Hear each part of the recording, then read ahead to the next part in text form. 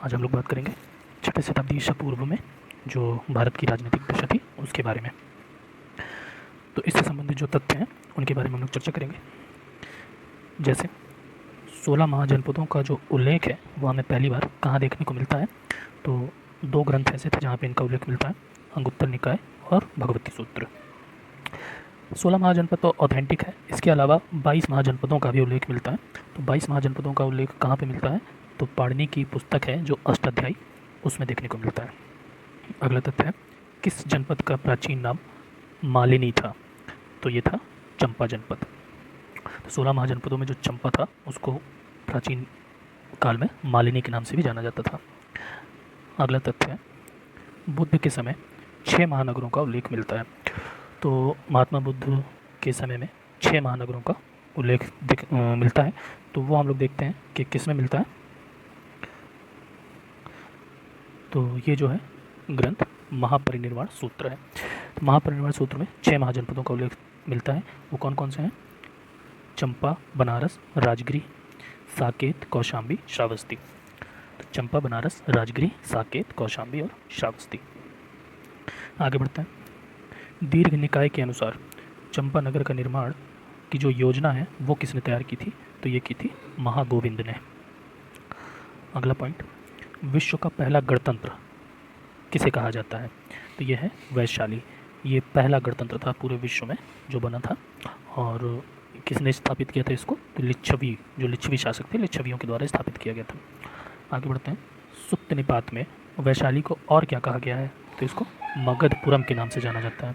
सुत्त निपात एक ग्रंथ है, उसमें वैशाली को मगधपुरम के नाम से जाना जाता है। आगे बढ़ते हैं।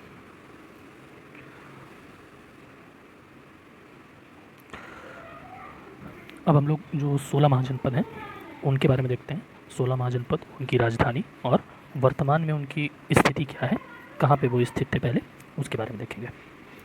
तो पहला है कुरु। तो कुरु की जो राजधानी थी वो क्या थी, इंद्रप्रस्थ। और वर्तमान जो क्षेत्र है इसका दिल्ली, मेरठ और थानेश्वर का क्षेत्र है। अगला है पांचाल। पांचाल की राजधानी अहिछत्र तथा काम्पिल्य थी। पांचाल महाजनपद जो था इसकी 2 राजधानियाँ थी, अहिछत्र और काम्पिल्य। और इसका जो वर्तमान क्षेत्र है वो कौन सा है, बरेली, बदायूं और फर्रुखाबाद। अगला शूरसेन, इसकी राजधानी मथुरा थी और वर्तमान क्षेत्र भी मथुरा था। नेक्स्ट वत्स। वत्स की राजधानी कौशाम्बी और इसका जो वर्तमान क्षेत्र है इलाहाबाद और बांदा था। अगला है कौशल। कौशल की जो राजधानी थी वो भी 2 राजधानियाँ थी, साकेत और श्रावस्ती। और इसका जो वर्तमान क्षेत्र है वो अवध का क्षेत्र और फैजाबाद मंडल। नेक्स्ट है मल्ल राज्य। तो मल्ल की जो राजधानी थी वो कुशीनगर तथा पावा, इसकी भी 2 राजधानियाँ थी। पावापुरी के बारे में हम लोग पीछे पढ़ चुके हैं, और कुशीनगर। इसका जो वर्तमान क्षेत्र था वो देवरिया था। नेक्स्ट है काशी। काशी की राजधानी क्या थी, वाराणसी, और वर्तमान क्षेत्र भी वाराणसी है। अगला है अंग। अंग की राजधानी चंपा थी और इसका वर्तमान क्षेत्र भागलपुर तथा मुंगेर है। अगला है मगध। मगध की राजधानी क्या थी, गिरिब्रिज या राजगिरी।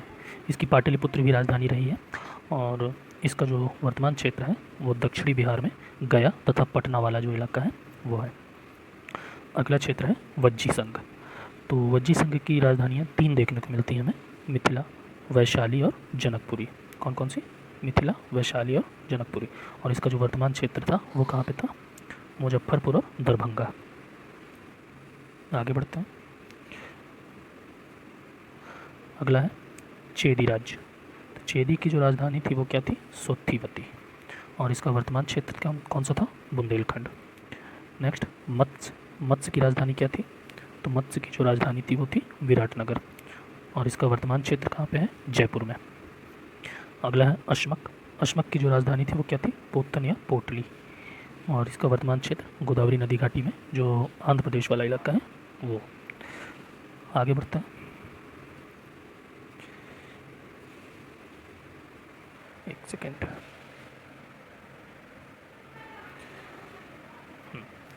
आगे बढ़ते हैं। अगला है अवंती राज्य। तो अवंती राज्य की जो राजधानी थी वो क्या थी, उज्जैनी तथा महिष्मती। तो इसकी 2 राजधानियाँ थी, उज्जैनी और महिष्मती थी। और इसका जो वर्तमान क्षेत्र है वो कौन सा था, जो मालवा वाला इलाका है, पश्चिमी तथा मध्य मालवा, वो इसका वर्तमान क्षेत्र था। अगला है गांधार। गांधार की राजधानी तक्षशिला थी और इसका वर्तमान क्षेत्र पेशावर और रावलपिंडी वाला इलाका है जो पाकिस्तान का वो था। नेक्स्ट है कंबोज। कंबोज की राजधानी क्या थी? इसकी थी राजपुर या हाटक, और इसका जो वर्तमान क्षेत्र है वो क्या था? वो दक्षिण पश्चिम कश्मीर में वाला इलाका हो गया, राजौली और हजारा, ये क्षेत्र इसके वर्तमान के हैं। आगे बढ़ते हैं।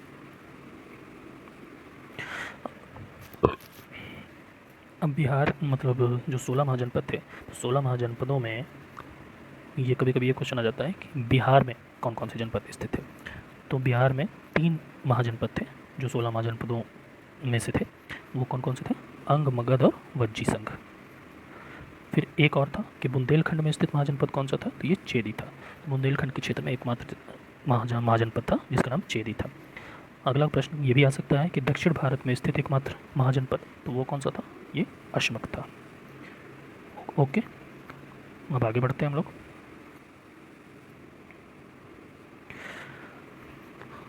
अब इसी से संबंधित कुछ महत्वपूर्ण तथ्य। पहला, महाभारत के वन पर्व में राजगिरी को किसकी राजधानी बताया गया है? तो ये जरासंध की राजधानी बताया गया है। नेक्स्ट है, काशी का सबसे शक्तिशाली राजा कौन था? तो ये था ब्रह्मदत्त। अगला है, कौशल के किस राजा ने काशी को जीतकर अपने साम्राज्य में मिला लिया था?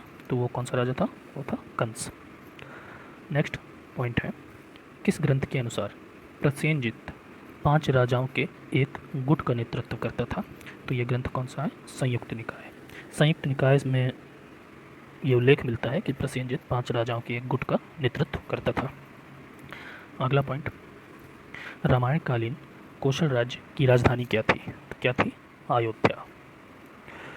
नेक्स्ट है, प्राचीन श्रावस्ती का जो नगर विन्यास है वो कैसा था? वो अर्धचंद्राकार था। यहाँ पे कुछ पॉइंट है, जैसे जो पावा था तो पावा को पडरौना के नाम से भी जाना जाता है, और कुशीनारा को या कुशीनगर को कसिया के नाम से भी जाना जाता है। आगे बढ़ते हैं। महाभारत काल में चेदी वंश का शासक कौन था? तो ये था शिशुपाल। शिशुपाल चेदी वंश का शासक था। कृष्ण ने इसका वध कर दिया था, मतलब कृष्ण ने इसको मार दिया था। आगे बढ़ते हैं। राजा निचच्छू के बारे में जानते हैं, ये कौन थे? तो ये जो थे हस्तिनापुर के राजा थे। कौन थे? हस्तिनापुर के राजा। तो हस्तिनापुर जब गंगा नदी में बह गया तब इन्होंने क्या किया कि कौशाम्बी को अपनी राजधानी बना लिया और वहीं से शासन करने लगे। बुद्ध काल में यहाँ पौरव वंश के राजा उदयन का शासन था। ठीक, पिंडौला ने उदयन को बौद्ध धर्म में दीक्षित किया था। आगे बढ़ते हैं। उदयन वासुदेवता की कहानी ये क्या थी?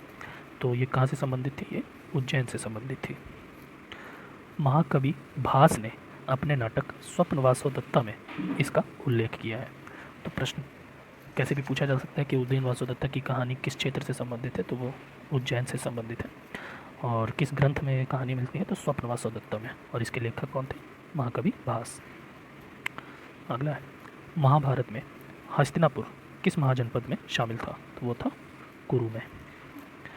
बुद्ध के समय यहाँ का राजा कौरव्य हुआ करता था। नेक्स्ट पॉइंट है, कान्यकुब्ज किस जनपद के अंतर्गत शामिल था? तो ये था पांचाल जनपद के अंतर्गत। अगला पॉइंट, महाजनपदों में एकमात्र जनपद जो दक्षिण भारत में स्थित था तो वो कौन सा था? अशमक। नेक्स्ट पॉइंट, कौटिल्य ने किस जनपद के लोगों को वार्ता शस्त्रोपजीवी संघ कहा था? तो वार्ता शस्त्रोपजीवी संघ का मतलब क्या होता है? तो जो लोग, जहाँ के लोग कृषि, पशुपालन, व्यापार वाणिज्य द्वारा ही अपनी जीविका चलाते हों तो उसको वार्ता शस्त्रोपजीवी संघ कहा गया था। कौटिल्य ने किस जनपद के लोगों को कहा था? तो वो था कंबोज। कंबोज प्राचीन काल में घोड़ों के लिए प्रसिद्ध था। आगे बढ़ते हैं। ये काफ़ी अच्छा प्रश्न हो सकता है कि 16 महाजनपदों में कुल कितने जनपद हैं जो उत्तर प्रदेश में स्थित हैं? ये टोटल कितने हैं? 8 हैं। तो इनके बारे में देख लेते हैं हम। काशी, कौशल, वत्स, मल्ल, कुरु, चेदी, पांचाल, शूरसेन। ओके, आगे बढ़ते हैं। आहत या पंचमार्क सिक्के किस धातु के बने होते थे? तो ये थे चांदी के। वज्जी संघ की न्याय व्यवस्था के बारे में किस ग्रंथ से जानकारी मिलती है? तो यह है बुद्ध घोष की एक टीका है जिसका नाम है सुमंगलम विलासिनी। तो इससे जानकारी प्राप्त होती है वज्जी संघ की न्याय व्यवस्था के बारे में। आगे बढ़ते हैं। जैन साहित्य में किस शासक को श्रेणिक कहा गया है? तो किस शासक को कहा गया है? ये बिंबिसार को। तो बिंबिसार को और किस नाम से जाना जाता है? श्रेणिक के नाम से। कुड़िक किसे कहा जाता था? कुड़िक अजातशत्रु को कहा जाता था। आगे बढ़ते हैं। अगला है किस शासक ने मगध की राजधानी राजगिरी से पाटलिपुत्र कर दी थी? तो ये कौन था? उदयन। अगला है मगध की राजधानी वैशाली किसने बनाई थी? तो ये कौन था? शिशुनाग। अगला है किस बौद्ध संगीति में स्थिविरवादी और महासांघिक का जन्म हुआ था? तो ये द्वितीय बौद्ध संगीति की बात है, जब बौद्ध धर्म दो भागों में बट गया था, स्थिविरवादी और महासांघिक के रूप में। अगला पॉइंट है महाबोधि वंश में नंद वंश के किस शासक को उग्रसेन कहा गया है? तो ये कौन थे? महापद्मनंद। नेक्स्ट है कली का अंश, सभी क्षत्रियों का नाश करने वाला, दूसरे परशुराम का अवतार, ये सब किसकी उपाधियां हैं? ये है महापद्मनंद की। अग्रमीज किसे कहा जाता था? तो ये घनानंद को कहा जाता था। अब जो नंदों के समय के विद्वान थे वो कौन से थे? जो प्रमुख विद्वान थे तो वो थे वर्ष, उपवर्ष, वररुचि, कात्यायन। वर्ष, उपवर्ष, वररुचि, कात्यायन। नंद शासक किस धर्म को मानते थे? तो ये लोग जैन धर्म को मानते थे। आगे बढ़ते हैं। किसकी सहायता से महापद्मनंद ने सभी क्षत्रियों का नाश किया था? तो ये था कल्पक। नेक्स्ट पॉइंट है घनानंद के जैन अमात्य कौन थे? तो ये दो लोग थे, षटकाल और स्थूलभद्र। अगला पॉइंट उज्जैन का प्राचीन नाम क्या था? तो उज्जैन का प्राचीन नाम अवंतिका था। कौन सा अभिलेख नंदों के बारे में जानकारी देता है? वो है खारवेल का हाथी गुम्फा अभिलेख। गौतम बुद्ध के समय का जो वैद्य था जीवक, वो किसके दरबार में रहा करता था? तो ये बिंबिसार के दरबार में रहता था। नेक्स्ट पॉइंट कालपी, जो जालौन वाला इलाका है, वो किस नदी के तट पर स्थित था?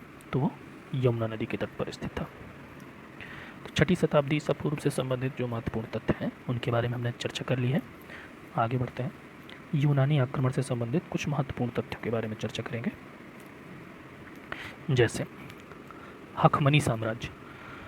तो हखमनी साम्राज्य की स्थापना किसने की थी? तो ईरान में एक कुरुश नाम के व्यक्ति था। कुरुश को साइरस द्वितीय के नाम से भी जाना जाता है, उसने इसकी स्थापना की थी। तो ईरान में इसकी स्थापना हुई थी। ओके,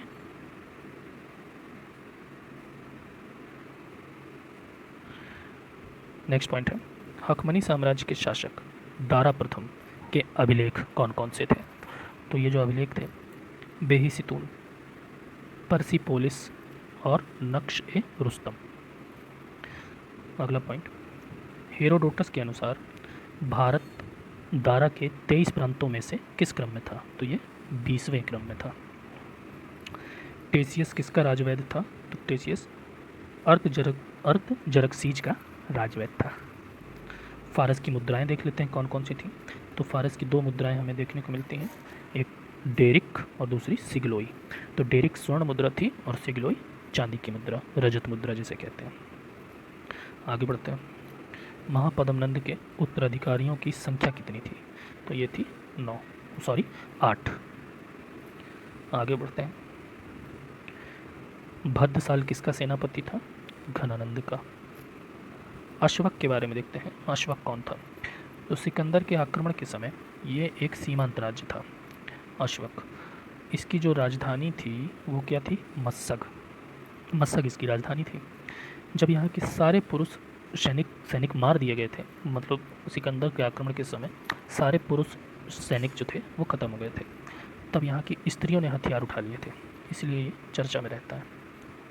आगे बढ़ते हैं। पुरु या पोरस, इसके बारे में तो हम लोगों ने बहुत सुना है। इसका जो राज्य था वो झेलम और चिनाब नदी के बीच में था। सिकंदर ने क्या किया कि इसे हरा तो दिया था, लेकिन इसकी बहादुरी से बहुत प्रभावित हुआ था। बहुत बहादुरी से लड़ा था राजा पोरस। तो उसी बहादुरी से प्रभावित होकर उसने किया था कि इसका साम्राज्य जो है वो वापस कर दिया था सिकंदर ने। आगे बढ़ते हैं। सिकंदर के द्वारा स्थापित नगर कौन कौन से थे? निकैया और बौकेफला। नेक्स्ट पॉइंट, व्यापारिक संपर्क के कारण यूनानी मुद्राओं का अनुकरण करते हुए भारत में किस शैली के सिक्के ढाले गए थे? तो ये थी उलूक शैली। तो प्रश्न कभी ऐसे भी पूछा जा सकता है कि उलूक शैली किससे संबंधित है? ये सिक्कों से संबंधित है। नेक्स्ट पॉइंट, सिकंदर के साथ कौन कौन भारत आया था? तो नियार्खस, ओनेसिक्रिटिस और अरिस्टोबुलस, ये 3 लोग सिकंदर के साथ भारत आए थे।